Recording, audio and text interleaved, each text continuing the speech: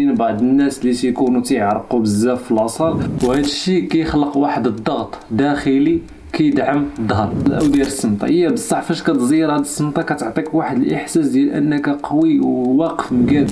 السلام عليكم، معك عبد الصمد، مرحبا بك في فيديو جديد وموضوع جديد اللي ما غاديش تلقاه في شي بلاصه واحده اخرى. في هذا الفيديو غادي نتعرفوا على شي حوايج خصهم يكونوا عندك قبل ما تمشي لاصال اولا فاش كتفكر تمشي لاصال.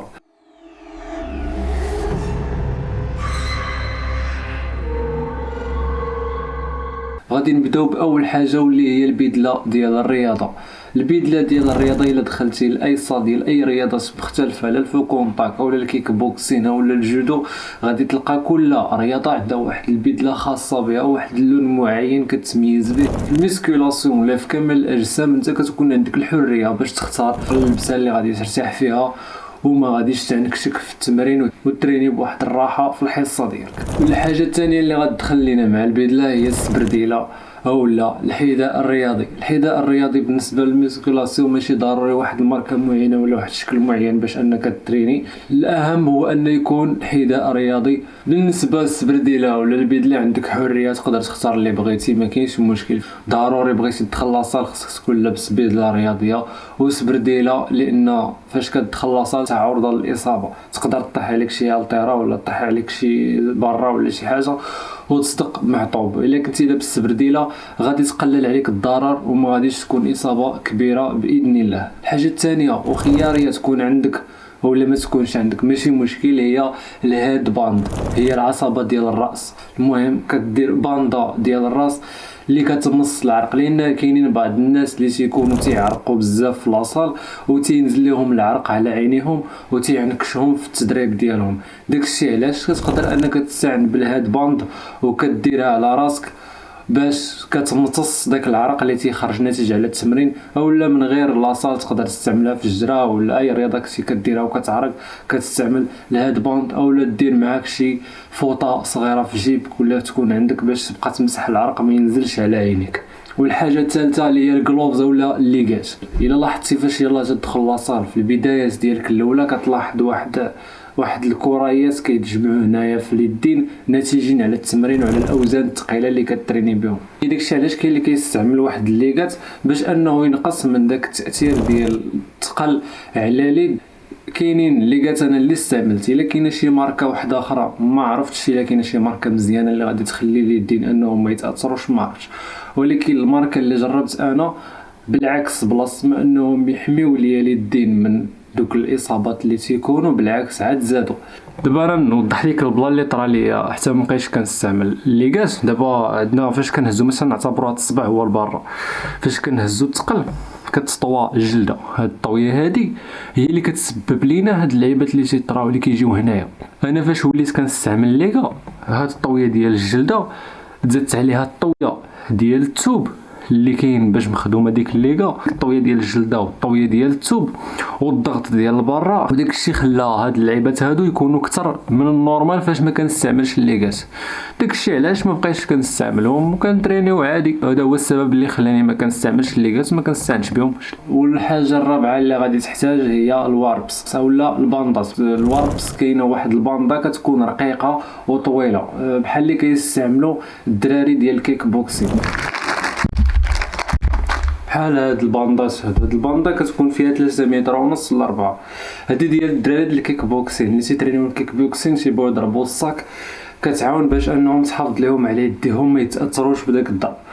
وبالنسبه لينا حنا في الميسكولاسيون كنقدروا نستعملوها الا كنتي متعرض مثلا لشي اصابه في شي بلاصه. انا كنستعمل هذه. كاينه ماركه اخرى اللي كتكون كتجبد، انا لقيت راحتي في هذه. مع المده في التدريب كتلاحظ بعض المرات كيكونوا تيضروك المفاصل ديالك، داكشي علاش بعض المرات كتحاول تستعن بهذه تدورها على المفصل ديالك البلاصه اللي ضرك بواحد الطريقه اللي كتكون مناسبه باش كتخفف الضغط على داك المفصل ويتعالج.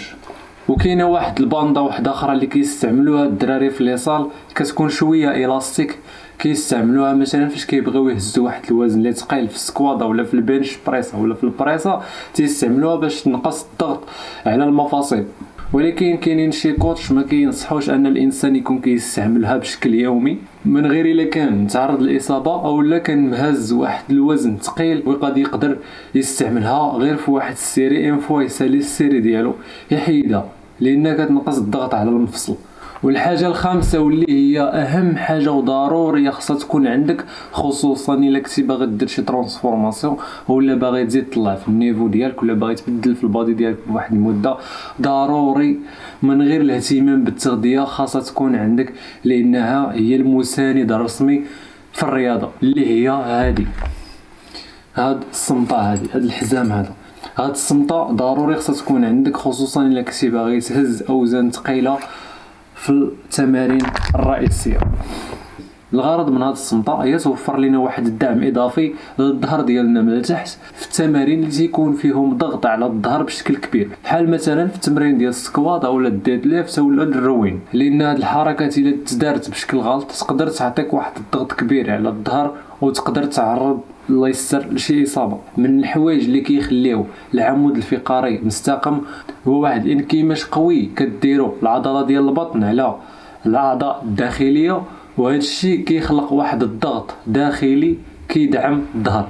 والصمطه كتعاون حيتاش كتعطي العضله ديال الكرش واحد الحاجه اللي غادي تضغط عليها، وهذا الشيء كيزيد من الاستقرار بلا ما تاثر على الاعضاء الداخليه. واحد الملاحظه غتكون لاحظتيها حتى انت ولا اي واحد غيكون كيلاحظها فاش تدخل لاصال، كتلقى بعض النماذج ملي كيدخل لاصال وهو داير الصمطه من البدايه ديال الحصه ديالو وهو مزير او داير الصمطه. هي بصح فاش كتزير هاد الصمطه كتعطيك واحد الاحساس ديال انك قوي وواقف مقاد، ولكن انت كرياضي في الحصه ديالك مثلا الحصه ديال 60 دقيقه كيخصك ديك الحصه كامله تكون كتحاول انك تنفس بواحد الطريقه صحيحه.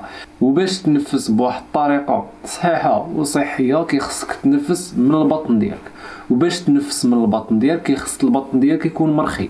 وكاينين هذوك اللي تيكونوا تيديروا الصمطه وسط الحصه تيزمط الكرش ديالو، وكيفاش كيتنفس من الصدر ديالو، وهذه واحد الطريقه ماشي صحيه في التنفس. هي الطريقه ديال التنفس اللي الاغلبيه كيتنفس بها، ولكن الطريقه الصحيحه ديال التنفس هي فاش كتنفس من البطن ديالك. داكشي علاش الصمطه ما مزياناش تكون كديرها في الحصه كامله باش تكون كتنفس مزيان.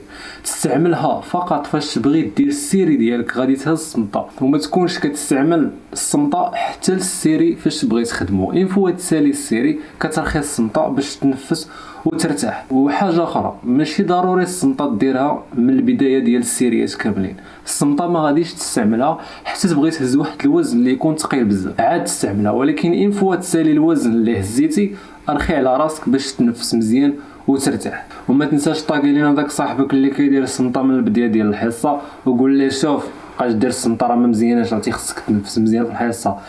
والحاجه السادسه اللي غادي تحتاجها في لاصال واللي هي ضروريه تحتاجها هذه كتجي من بعد الصمطه الا كنتي باغي ترفع اوزان ثقيله، وخصوصا في الحصه ديال الظهر في التمارين ديال الروين. الا كنتي باغي ترفع اوزان وديزاكتيفي العضلات ديال السواعد كتحتاج هاد اللعيبه هاد اللعيبه ضروريه.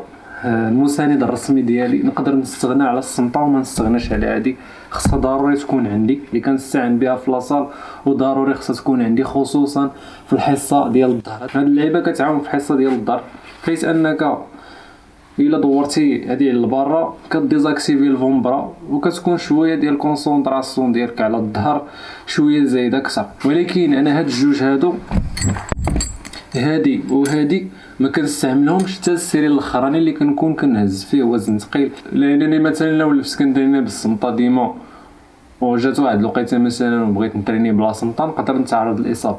داكشي علاش ما كنستعملش انا الصمطه ولا اي حاجه حتى السيري الاخراني اللي كنكون مثلا غنرفع فيه واحد الوزن اللي ثقيل باغي نتيستي راسي ولا باغي نشوف راسي واش غادي نقدر عليه ولا لا، ولا باغي نختبر راسي. عاد كنستعمل هاد اللعيبه هادي، خصوصا كنستعملها غير في الحصه ديال الدار كنكون كنبغي نهز وزن ثقيل. والحاجه الاخيره اللي ضروري تكون كترافقك في الحصه ديالك واللي ضروريه وهي اهم وحده في بين هاد الانواع اللي ذكرت اللي هي الشيكر اولا قرعه ديال الماء، ضروري خصها ترافقك، لان الجسم بلا سوائل ما يقدرش يحول الكربوهيدرات لطاقه. و70% من الأنسجة العضلية هي كلها ماء. وإلا كانت الأنسجة ناقص فيها الماء ما غاديش تبدا تشد المغذيات وما غاديش تبدا تشد الأحماض الأمينية. الأحماض الأمينية راه درت عليهم فيديو كنشرحهم شنو هما الأحماض الأمينية، كيف العادة تلقاه إما هنايا في شي بلاصة أولا في صندوق الوصف، لأن ضروري إلا كنتي باغي تبني عضلات خاصك ضروري تكون كتعرف شنو هما الأحماض الأمينية وكيفاش كيخدموا وعلاش ضروريين في بناء العضلات. وغادخل الفيديو هادشي كامل غادي تفهموا. من الحوايج اللي كنستعمل انا في لاصال هما الصمطه، الشيكر، وهاد اللعيبات هادو ضروري حتى هما في الحصه ديال الظهر. هادو مره كنستعين بهم الا كنت مثلا حسيت بالمفاصل ديالي تيضروني ولا شي حاجه، خصوصا في هاد البيريود ديال البرد تيكون شويه الالم ديال المفاصل كيزيد الا كان عندك شي التهاب كيبان. وبالنسبه لهاد الحوايج كاملين اللي ذكرت في هاد الفيديو ماشي ضروري تمشي تقداهم بواحد الثمن مرتفع ولا تقداهم في واحد المحل. بالنسبه للصمطه ضروري خصك تاخذها في محل او تاخذها في شي بلاصه، ولكن بحال هاد اللعيبات اللي كتدعمك باش انك تقدر تهز وزن ثقيل اولا باش تحكم الباره بيديك ماشي ضروري تمشي تشريها. هادي راهي واحد الصمطه عاديه خديتها، راه كيستعملوها في الصرج وكيزيروا بها السلعه. خديت طرف منها قيله واش 40 سنتيم ولا ما عرفت شحال فيها، وطويتها من هنا خيطتها لصقتها. هاد الكواليتي ما غاديش تلقاها بلاصه اخرى لان الخدمه ديال يدي وانا عارف شنو درت فيها.